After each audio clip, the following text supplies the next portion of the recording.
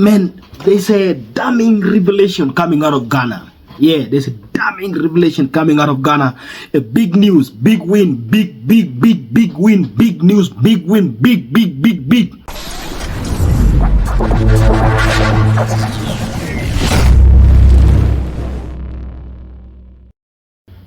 Yo guys, corruption, scam and corruption. Corruption, scam and corruption.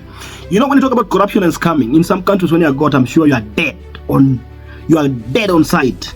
Some countries, when you're got doing something related to corruption, you are dead on sight.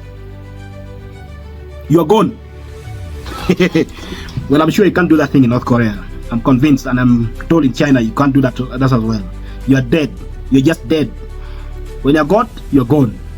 You're either going to receive a life sentence or you are going to go immediately to meet your ancestors.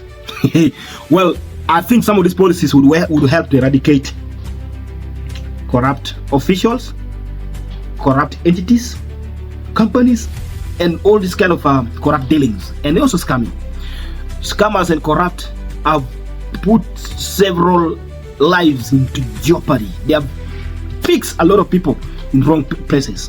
Now I can tell you this, the government of Ghana has revealed through its foreign affairs minister temporarily shut down the embassy in Washington. Now, Ghana foreign affairs minister has announced that the country has temporarily closed its embassy in the US capital, Washington, amid an investigation into alleged visa scam. We were utterly shocked and surprised to hear from the Honorable Minister for Foreign Affairs that an important mission and an important embassy of our country, such as our mission in Washington, has been closed down because, according to the minister, one individual is alleged to have been engaged in fraudulent activities at the mission. One of the officials at the embassy that deals in the IT department has been got linked to do some corrupt dealings. Now, what has happened is that he has been doing this for the last 5 years. Now, that's what is paining. Now, this man has been doing this for the last 5 years. Now, in a year got 12 months. So the guy has been doing this for 12 months, 5 years. Has been scamming people. Listen, they got a parallel website that work concurrently with that of the government website. When you're working towards a visa to get a visa, now these are the people who directs you to their farm. Now they charge you between $30 to $60, between $30 to $60 US dollar. Now that's the money they charge. So when you apply, this thing get directed to their farm. Now that therefore the money goes to them. Now these guys have been doing this for the last 5 years. Imagine how difficult this people put people's lives into total jeopardy. Now what happened is that the government decided to shut down the embassy temporarily. The government went on to fire the main suspect, got himself fired immediately. Then the locally hired officials from Washington were all put on the leave for now, at least for now, suspended. Of course, I'm sure that will be indefinite one. And then the team that were hired from home, from Ghana, were all recalled. Yeah, that's what is coming next from Ghana. Guys, tell me what you think about this. My name is David Berkeley. This is Let's Talk Africa, and I'm happy to meet you. This is a very crucial thing. I don't know how you look at it in your country, how it's going on in your country. You find that the country is dealing with different levels of corruption at the government level, private sector, you know, everywhere. Like families, people are corrupt. You go to political parties, corrupt. What is this? Look,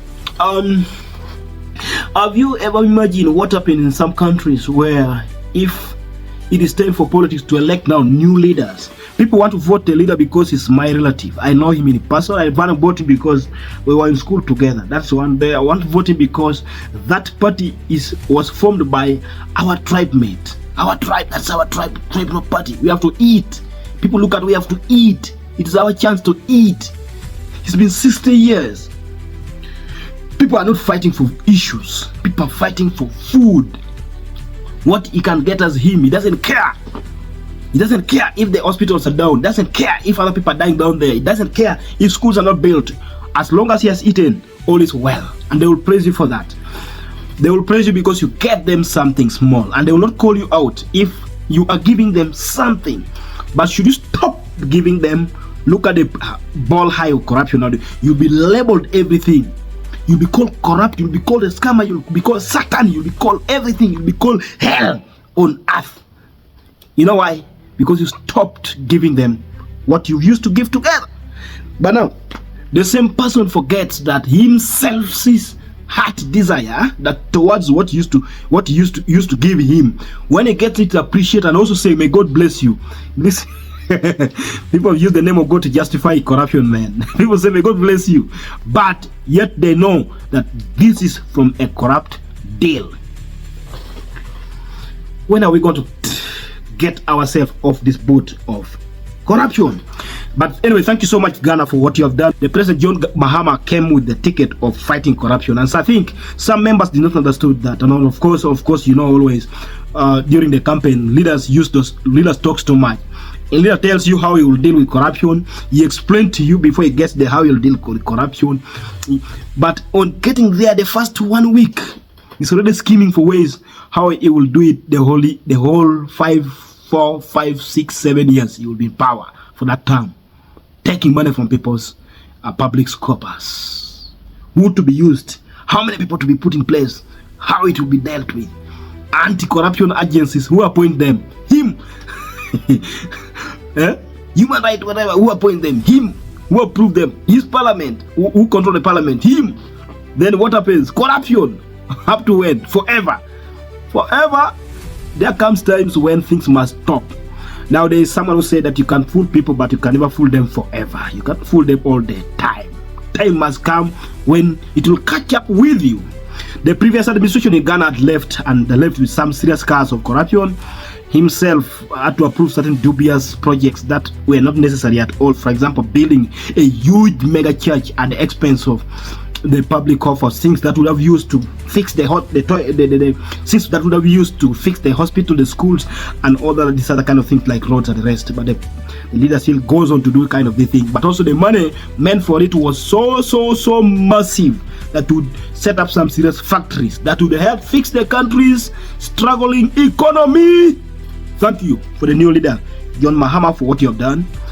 Kudos to everybody. Kudos to your ministries who are really trying to work tirelessly to do the right thing, other than keeping the young people on the street protesting every time for your wrongdoing. By the way, these leaders understand that some of the decisions they take will take people in the street, and they also know that some of those decisions are not simply going to take people on the street because of their wrongdoing, people's wrongdoing, but because they also know that the very thing they are proving are not right.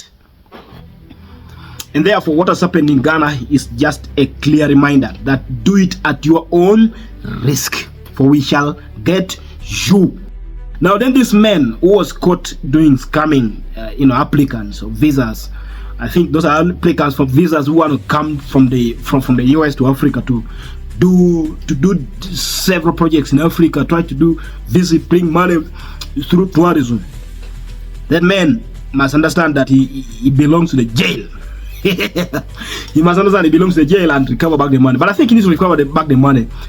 I'm sure the audit team will get the depths of the whole thing, and therefore the money will be recovered, and his, of course, work will be terminated, and of course his reputation is gone, and he has himself to blame.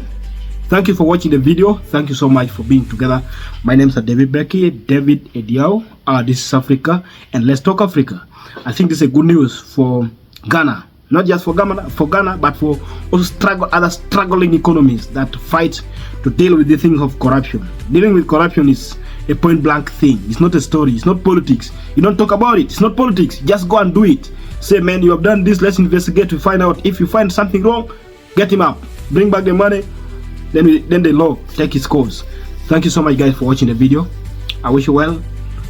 Come back again. Thank you for subscribing. Thank you for sharing. Thank you for commenting. Until then again, this is Africa, and then this is Ghana. Ghana today. Yeah, thank you.